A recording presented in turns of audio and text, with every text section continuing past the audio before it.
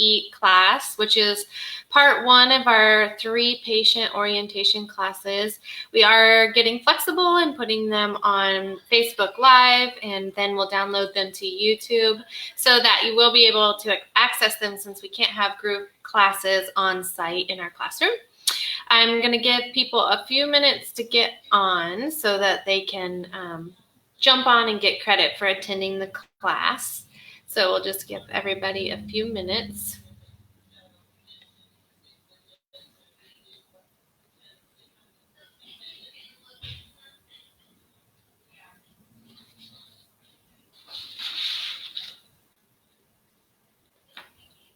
Okay, so I'm going to go ahead and share my screen so that you can see the notes that we're working with here.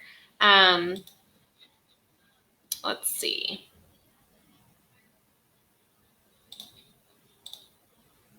So the title of tonight's class is What to Eat, What Not to Eat. And let's see. Sharing this, I'm going to be able to see you guys at the same time. There we go. So you'll see on the right-hand side the flyers that are the handout we would be using tonight. And you'll see there, we're going to start with what is not in my pantry or what is not in my refrigerator. I showed you guys a peek into my refrigerator yesterday, which it is not the most organized part of my home, but there is food in there, so that's a blessing. So we'll start here and start with what's not in my refrigerator and try and get into the different reasons why, but also try and keep it brief. So this is a good checklist for you to have posted when you're going to the, or have in your purse when you're going to the grocery store, or have on the refrigerator as kind of your guideline. As a new patient, we know that it's really overwhelming. You're getting all these new things that we're telling you not to eat, and we really want you to hear the things that you can eat. There's so many foods that you can eat and that we all eat all the time. Obviously, we do eat here, and we all love to eat. And so it's just learning to eat the right things. And so let's start by highlighting the things that are not in there, and then we'll talk about the replacements. And have the goal of when these things run out, then you can replace them.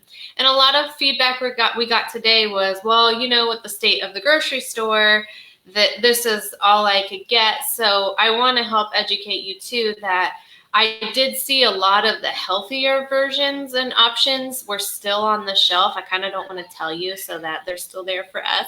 I'm just joking. But there are tons of healthy options still in the grocery store. It's just knowing which ones to buy. So even if we do have to go to more boxed foods in the current conditions, there are better options. So we'll go over a couple of those. And it takes your reading label skills to do that. And so that's patient orientation class number 2 that we really encourage you to log on for that one as well. So the first one is hydrogenated oils. So canola and vegetable oils do turn to mega trans fats in the body when they're heated. And so it's really important. A lot of those trans fats are found in foods at the grocery store that are boxed. So you'll see on the label partially hydrogenated cottonseed oil or partially hydrogenated soybean oil. And then now they're not even terming it that way. It'll just say soybean oil or canola oil. And what you want to do is make sure that you're buying the good oils, which is avocado, olive, sesame. And there's a few handfuls that you'll see on this other chart that I'm going to share with you that we do recommend. So let me switch over to that.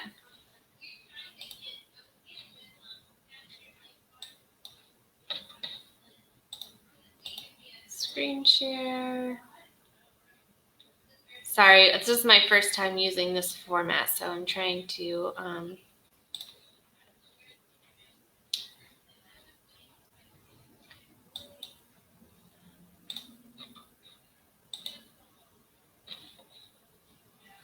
okay, well, I can't get to that one, so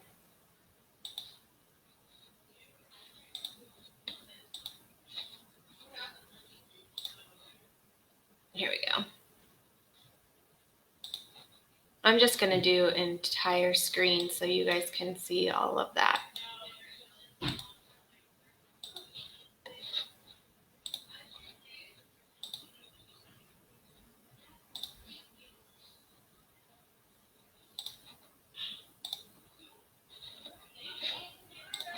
Okay, thank you for your patience as I'm learning to navigate this new software. So you'll see on the right where there's a list of bad fats and then there's a list of good fats. And so we'll make sure to post this in the Health by Design page so that you have access to it.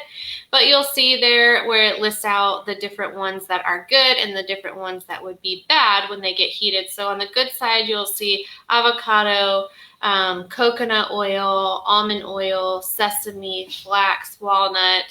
And then on the bad side, you would see soy, soybean oil, sunflower, safflower, canola, corn, cottonseed, all the margarines, things that turn to mega trans fats. And I'm going to scroll down on here so you can see. We call this image the French fried heart, and this is from Dr. Kate Shanahan's book where she reviews the effects of these oils on the heart. It's an incredible book called Deep Nutrition. I highly recommend it if you are wanting to learn more about fats and cholesterol. But you'll see the inside of the heart there where it's French fried from these mega trans fats when they get heated and you cook with them. And so we definitely want to avoid those oils. So going back to our other handout, I'm a lot faster now. There we go. You can see where I also list margarine as something that you want to avoid. Okay, and then the second one listed is white flour or enriched wheat flour, and then rice, white rice. So white rice is a high glycemic food and it turns to sugar right away when it hits the bloodstream. And so it is a food that you want to avoid because it's high. It causes inflammation in the body because it is such a high sugar when it's converted in the body. The fourth one would be processed foods such as canned or boxed or frozen foods. I had pulled up a couple things for you, and I know this is hard again right now with things going on, but just for example, this is Chobani yogurt. And so a lot of people, when they buy packaged things and they see something like yogurt, it's branded really well, they think they're buying something really good. Well, this Chobani has 19 grams of sugar in it. And so if you divide that 19 by 4, then you have about 5 teaspoons of sugar in there. So you can see in that one little container of yogurt just how much sugar you're consuming. Another one example would be salad dressing. So I just would make sure that you have oil and vinegar on hand, and you can mix mustard and seasonings and make all kinds of really yummy dressings yourself. This is 1 serving of the salad dressing and how much sugar you would get in that 1 serving of the honey balsamic dressing. And I think it's only a serving size of 2 tablespoons, if I'm correct. Yeah, 2 tablespoons, and you get 7 grams of sugar on your salad. And so be cautious of processed foods and things that come in packages. Soda, carbonated beverages, juice, and sports drinks you will not find in my refrigerator.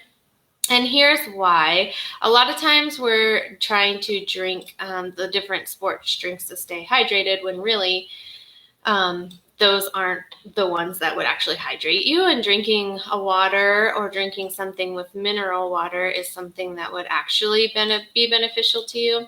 So you'll see here the Gatorade nutrition facts. So 1 serving of Gatorade, so 1 bottle has 34 grams of sugar, and you can divide that by 4, and so then you would know how many teaspoons of sugar are in there. So there's basically about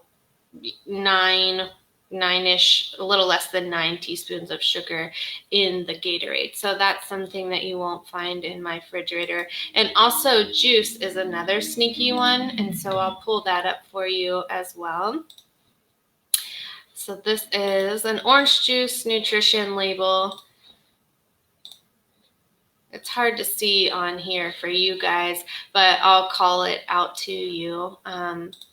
there is in 1 8-ounce cup, or sorry, 12 ounces. So that's a cup and a half. There's 33 grams of sugar. So you can divide by 4, and that tells you how many teaspoons. So that's about 8 teaspoons of sugar in a normal pour of an orange juice. So it is much more beneficial to just eat the whole orange. So buy oranges and eat oranges and get the vitamin C and the calcium and the potassium and the niacin and all the lovely things that you get from the orange, but then you don't have to get all that sugar with it, because sugar causes inflammation and disease in the body, so we don't want that.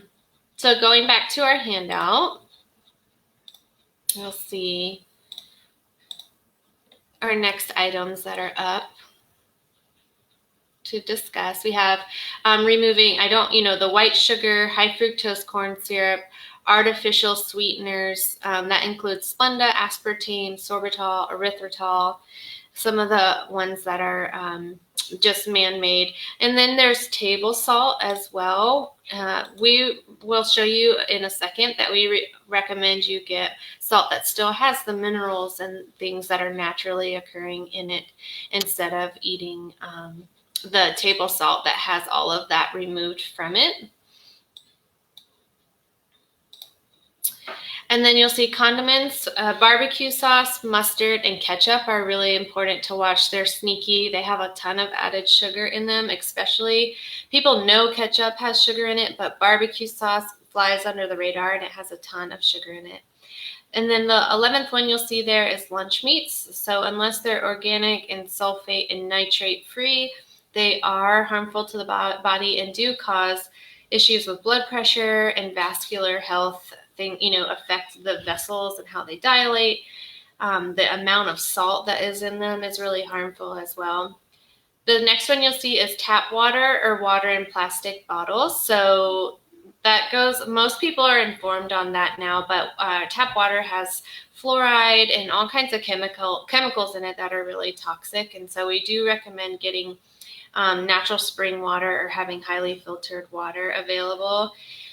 Plastic bottles, especially because we live in Florida, leaving a plastic bottle in the car, and then when it gets really hot from the sun, or you don't know how long a case of waters was on a semi truck before it got to the grocery store and how it was handled, all the hormone-like chemicals that leach out of the plastic then go into the water and you consume it.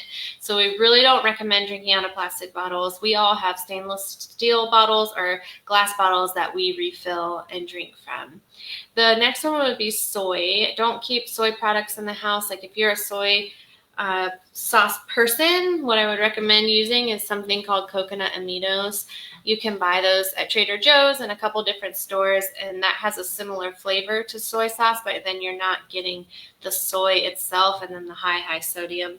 Soy is in a lot of processed foods, so you really have to look and see the different ingredients and avoid it as much as possible. The verdict is very much still out on soy, and so there's not a lot of agreement on whether it's good or bad, and there's not enough good to outweigh the bad, and so we really don't recommend having soy in the diet. The next one would be monosodium glutamate, so MSG, artificial colorings, and preservatives. MSG has about 40 different names that it can go by. You can do a quick search for that on the internet and pull it up. And then when you're reading labels, make sure you're looking for those key words like yeast extract and maltodextrin. They use a lot of different words to hide MSG, but it is a preservative and it is toxic and also makes you crave more of the bad food that you're eating.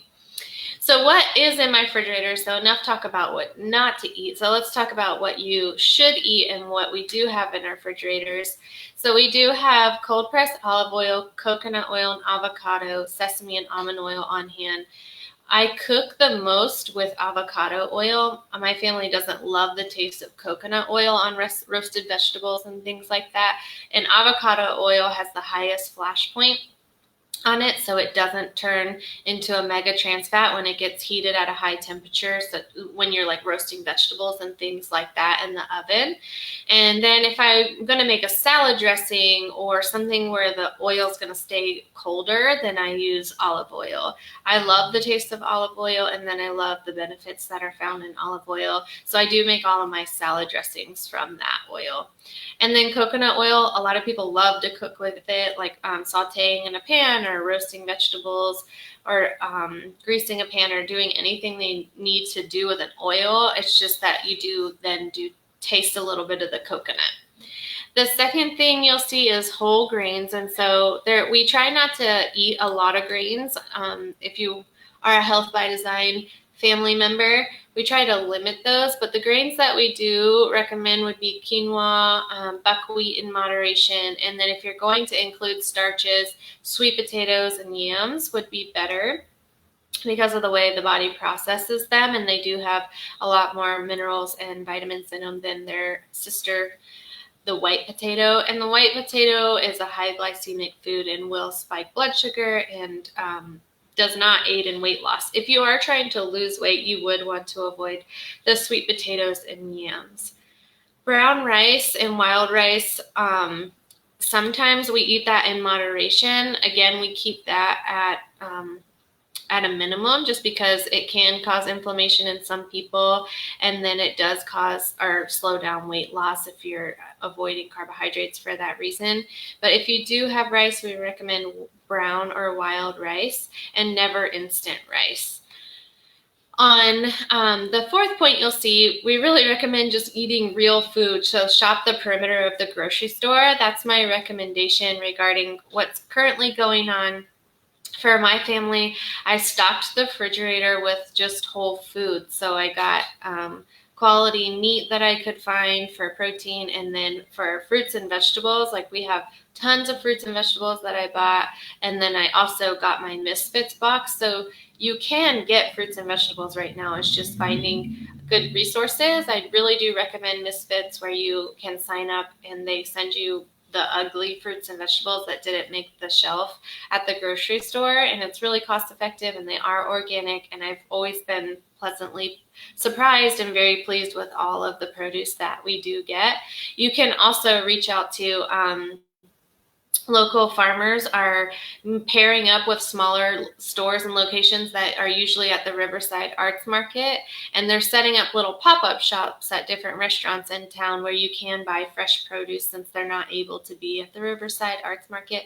So get on social media and pay attention to those things on places where you can buy real food.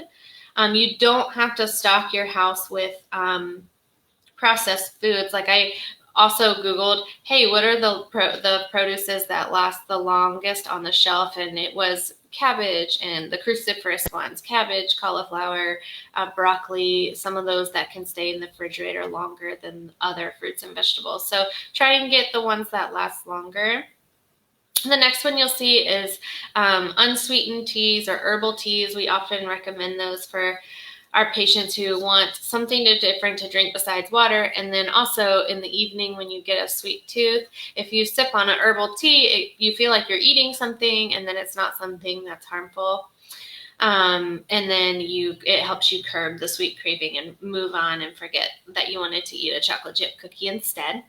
And then for sweeteners, we recommend stevia, finding the most unrefined stevia that you can find. It does come from a plant, so you can even buy stevia, the plant, and then cut the leaves, and you can throw that in your smoothie or whatever it is if you need extra sweetener.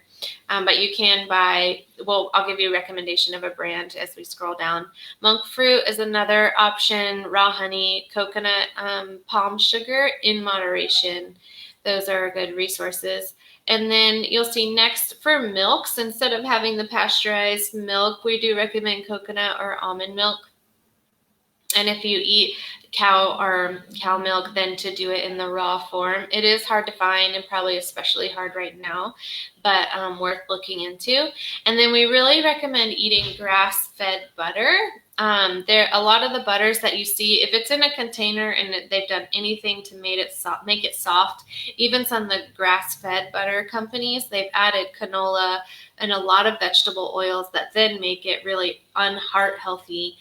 So we just want you to buy regular grass-fed butter, and then sea salt. Like I mentioned, instead of table salt, buying sea salt. One of the brands we really like is Real Salt, or you'll see Himalayan pink salt. The darker the color, the better, because that means there's more minerals naturally occurring in the salt. Then you'll see dried herbs, guacamole, plain yogurt. So finding a lot of times when people are eating healthier, they miss the sauces. And so making guacamoles or homemade salsas or something where you can still dip, but you're not getting all the processed chemicals, oils, and sugar is really helpful. And using herbs, of course. If you're eating yogurt, whole milk yogurt, I showed you why earlier without the sugar and sweeteners.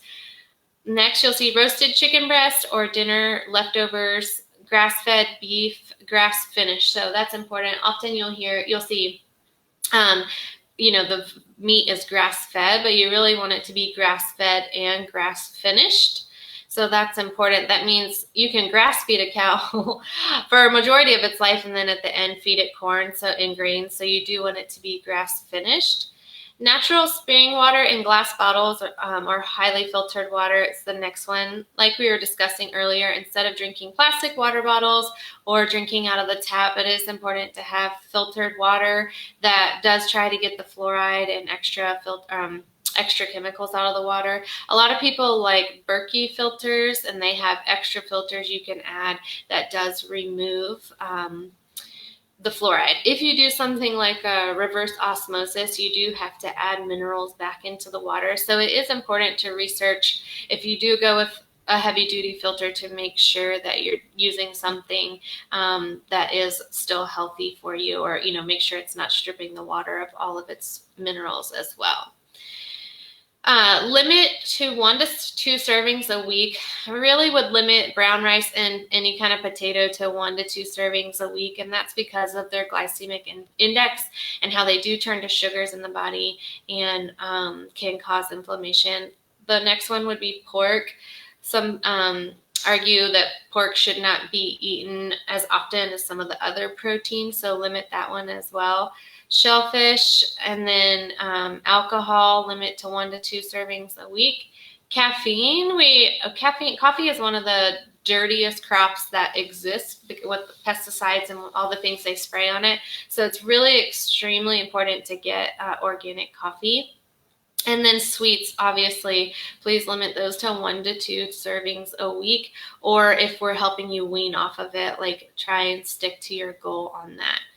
So here's some helpful hints on the things that we do want you to understand about food. So water, drink half your body weight in ounces of water every single day. If you consume alcohol or caffeine or exercise, you have to add even more water. Caffeine and alcohol are diuretics and will cause you to lose more water. So you need to double down. So if you weigh 160 pounds, they say just drink 80 ounces of water a day to stay hydrated. But if you are exercising or consuming alcohol or caffeine, then you need to double down on that. A lot of times we don't realize we're dehydrated till 1 or 2 days out. So you really have to stay on top of it. Proteins, you want to start your day with 15 to 20 grams of protein at breakfast to kickstart your metabolism and ensure your blood sugar levels stay level throughout the day.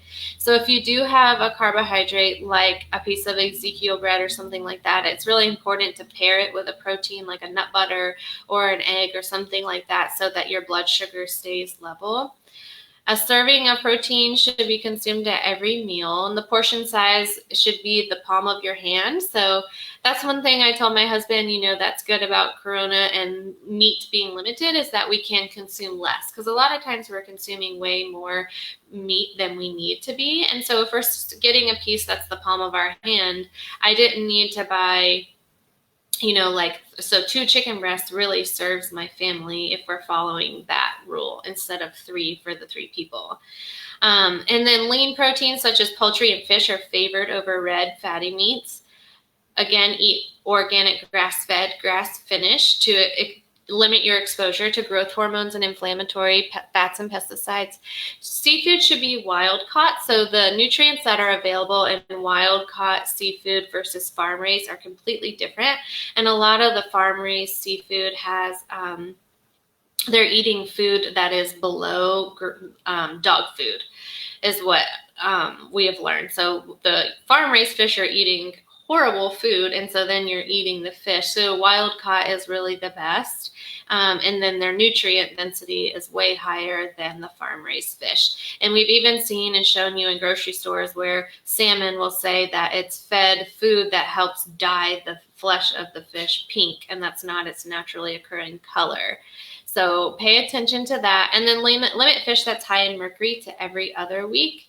We do give you a resource, seafood.edf.org, and you can find the best sources of low mercury fish. Vegetarian sources, of course, would be lentils, nuts, and quinoa. Fruits and vegetables, you can have unlimited vegetables and eat as many as you want, how often you want, and eat organic when possible. Always eat twice as many vegetables as fruits to keep sugar intake low. Fruit still does have sugar in it. It is better because it has the fiber, and we do get cleansing nutrients from fruit. But it is important to eat the low glycemic ones, such as the berries, and then dark red grapes over green grapes. The darker the color, the more nutrients it has. So when you look at lettuces, the dark leafy greens have more nutrients than iceberg. So red over green grapes, sweet potato over white, and then stick to the low glycemic fruits that don't have as much effect on blood sugar, such as the berries. And keep it to 1 to 2 pieces a day. A lot of time when people start eating healthier, when you're new on program, they immediately turn to fruit because it's still sweet, so it still tastes really good, but then you're getting a lot more sugar that way than if you were eating vegetables. So a note on sugar, especially right now, you'll hear us talk a lot about sugar in our office. And the reason is that it does affect your immune system. And the goal right now is for you to keep your immune system up. It causes inflammation and disease in the body. So we'll talk about that for a few minutes. So how does it affect your immune system? The sugar makes white blood cells basically very sluggish. And so you'll hear us say that when you eat sugar, it slows your immune system down for 24 to 48 hours.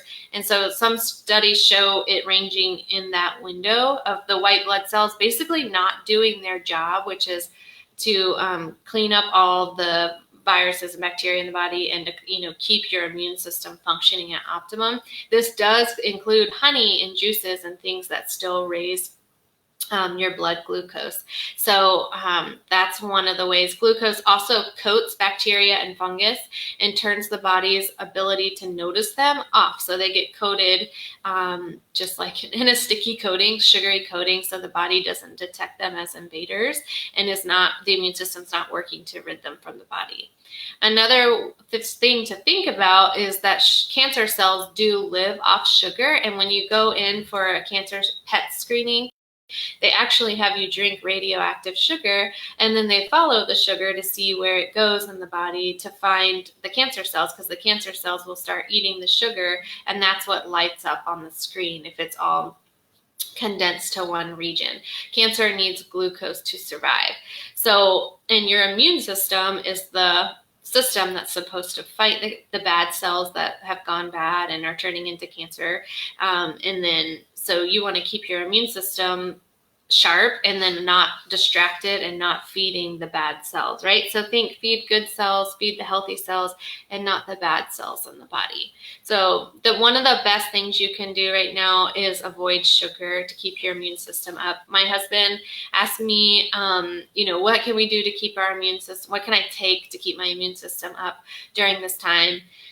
And I said, well, the best thing you can do is not eat sugar. And he's like, no, I asked you, what can I take? And I was like, well, there's things I can give you to support your immune system, but the best thing you can do is not eat sugar. And so he has done really well, and he has not eaten any sugar since, this whole Corona thing started, which is really fantastic. So some of the brands we suggest to help you when you're navigating the grocery store is Sweet Leaf Stevia and No Naturals. Those are two of the brands. Ezekiel Bread, and that is found in the freezer section. Real Salt, that's the brand of salt that we recommend.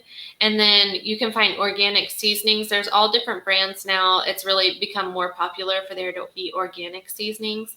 I remember one time somebody said to me, if you don't buy organic seasoning, you're putting pesticide pellets on your food. And that's always stuck with me. So when I buy seasonings, I make sure they're organic because it's just dried up herbs that have been sprayed up with pesticides and chemicals if you don't buy the organic version. Primal Kitchen collagen bars are one of my favorite bars to consume that are low in any kind of sweetener, but then they have the added collagen for protein. Standard process bars, which we do sell in the office. Mountain Valley Spring Water is a very popular spring water within our community of people, because it has the naturally occurring minerals in the water and it tastes delicious. KYV Farms, or CSAs, as we were talking about earlier, are good sources for finding your local farmers. I would get on Riverside Arts Market page and find out who the vendors are that usually do have their vegetable booths set up at the Riverside Arts Market, and find out where they're located in town right now doing their pop-ups. Again, Butcher Box is a company that you can order meat online to get quality meat. Another company that we found locally is Pastured Farms Poultry. So they're a local company that farms their chicken and turkeys. So I would look them up as well. For gluten-free breads, Udi's and Canyon Bakehouse are two brands that we recommend. Again, keep those in moderation. When you go to gluten-free products, you're ending up on high carb products that have rice and potato and tapioca and arrowroot, things that are higher carbs that do process in the body as sugar. So use those in moderation. And then you'll see gluten-free pasta. One of my favorites is the Banza chickpea pasta. If my family consumes pasta, we do use the chickpea pasta. It is a high carb pasta, but it does have 9 grams of protein and fiber. So we feel like we eat less of it and then don't feel the blood sugar crash with it. For lunch meats, I do like Applegate Farms, and there are a couple even at Trader Joe's and different places that are nitrate free and are better lunch meats. Just read the labels. Wild Tree Seasoning and Mixes, doTERRA essential oils. So you can cook with doTERRA essential oils because they are ingestible. If they are ingestible, you'll see an ingredient label on the side of the bottle. So the lemon oil, the ginger, I cook with constantly. So any Asian dish that I use, I'll put a couple drops of ginger oil in there instead of grating ginger. And then also drinking it in my water. So it's a nice change from drinking just plain water or teas. You can drop the essential oils in the water or in a bubble water, like a soda water, and then even add a little stevia. Dr. Christie likes to make her own ginger ale with stevia and ginger oil in, she does the vanilla stevia in like a large bubble water. So there's lots of fun things you can do with the oils also, and then get the immune benefits of consuming them. For butter, we love Kerrygold butter. There's another organic grass-fed butter that's in the grocery stores also, but that's one of our favorites. Simple Mills gluten-free almond products. So there's gluten-free almond crackers that we all love, and then also there's a couple wraps or tortillas that a lot of patients have recommended also, the almond flour ones they really like. And then Siete was the tortillas, the almond flour tortillas. And Siete also has the gluten-free, corn-free chips also. Again, in moderation because they are carbs. And then Newman's Own, and then Mam's Coffee. Mam's, M-A-M''S. You can look up their website online, but they have really awesome organic coffee, and it ships straight from them, so it's super fresh. And then you'll see the Native Forest coconut milk is my favorite coconut milk. I order it online in bulk, but you can find it in Whole Foods and other grocery stores. It doesn't have any other added stuff to it, and it doesn't have a super strong coconut flavor. And so I use that in my protein shakes. Anytime a recipe calls for full fat cream, I add the Native Forest coconut milk in there. Snack suggestions. So this is one of the hardest parts of being on program when you're converting what you eat, is having snacks available that are healthy choices. And so one of the things I always say is to have squirrel food with you. So I always have nuts and seeds with me. So almonds, walnuts, Brazil nuts. Brazil nuts are really good for immune system. They have lots of trace minerals in them. Macadamia nuts, hazelnuts, sunflower seeds, sesame seeds, pumpkin seeds, keeping those things with you so that you always have a snack that will keep your blood sugar stable and that have good fats in them, so they satiate your cravings as well. Sugar snap peas are a really good snack. Celery stalks with peanut or almond butter on them. Apple slices with almond butter. If you can have rice, and we're not limiting your rice crackers with hummus or with an almond butter. Trail mixes. On trail mixes, my note would be just to watch for added oils. So a lot of times, and I should have said that with the nuts too, if they roast the nuts, then it's often roasted in one of those bad oils in the red column that we were looking at earlier. So you want to make sure they're dry roasted and they don't have canola or some kind of other oil added to it, often safflower or sunflower, that would then make the nut very unhealthy. And then in trail mixes too, there can be a lot of added sugar, like in the cranberries. That's a sneaky way. The cranberries always have added sugar. It's very hard to find dried cranberries without added sugar to them. They're trying to cut the bitterness of them. So just read the labels on your trail mixes. You can very easily make roasted chickpeas. You can look up so many recipes for doing that. They're very easy to make. Kale chips as well. You can just massage them with some avocado oil, put salt, pepper, garlic, any kind of seasoning you want to, and then just roast them in the oven. And they roast very quickly and they're delicious. So that's another snack. They give you the crunch factor that a lot of times you miss when you're cutting carbs. Vegetable juices, like in moderation. So just make sure it doesn't have a lot of added sugar. And then a half cup of berries would be a good snack as well. We did include a shopping list for you, some of the things that we would include on our grocery list. And you'll see there, proteins would include chicken, steak, and fish. Vegetables, like I said earlier, the cruciferous ones last the longest, so I buy tons of those. Cabbage, Brussels sprouts, broccoli, cauliflower, kale or mixed greens, tomatoes and avocados always on hand, cheese sticks, butter, coconut oil, coconut water, lemons, herbal teas, quinoa. I always have some of that in my pantry. I always have celery and carrots, and one of the reasons is I feel like a majority of recipes, if I'm in a pinch, you can make anything with celery and carrots and come up with a meal based on some of the stuff that you have in your pantry. Nuts, I always have nuts and seeds on hand. Eggs and beef jerky is another great snack to have on hand. I was going to show you, I don't know why this hopped down here, some vegetables particular to our time that are high in vitamin C.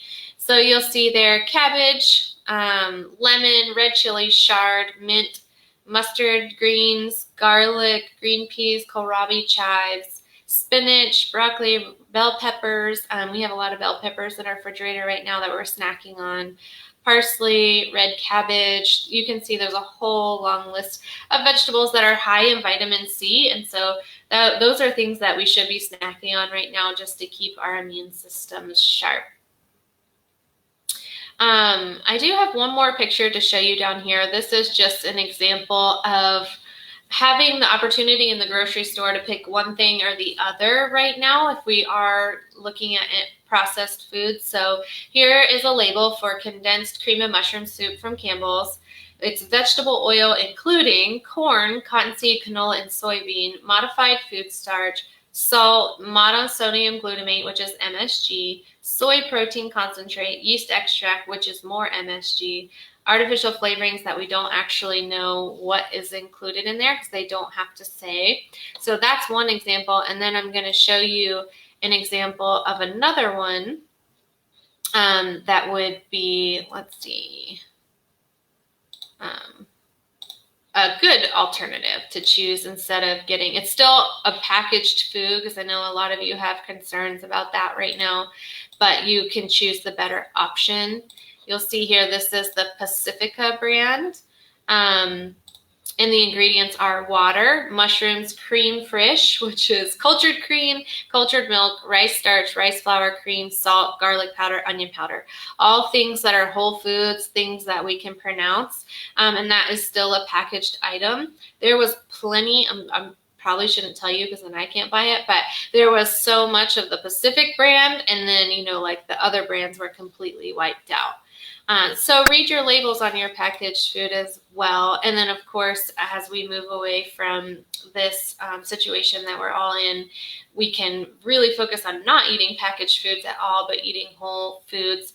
And like I said, I really am able so far to just still focus on whole foods for my family and keep my refrigerator stocked with vegetables, and then like basic proteins. My husband told me that I just need to be flexible because I'm used to making recipes and making all these things that have all these different ingredients in it.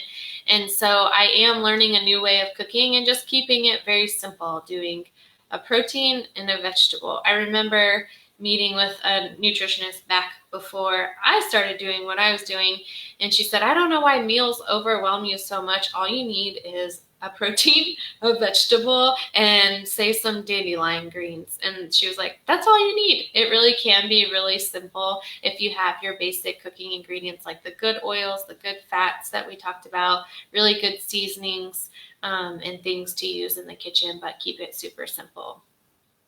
I miss having you guys face to face so we can ask questions and discuss and address your concerns. But please do email us at the office if you have any questions. My email is Sharlie, SHARLIE, at healthbydesignflorida.com. I would love to answer your questions since we're not able to interact right now, but we do miss getting to have this class with you face to face, and we're really glad you were able to tune in, and we're thankful and grateful for technology that lets us still stay connected. And so we do encourage you to keep your appointments and to come in and see us. We want to help you stay as healthy as possible and keep your immune systems in check. And we hope to see you soon. Thanks for tuning in.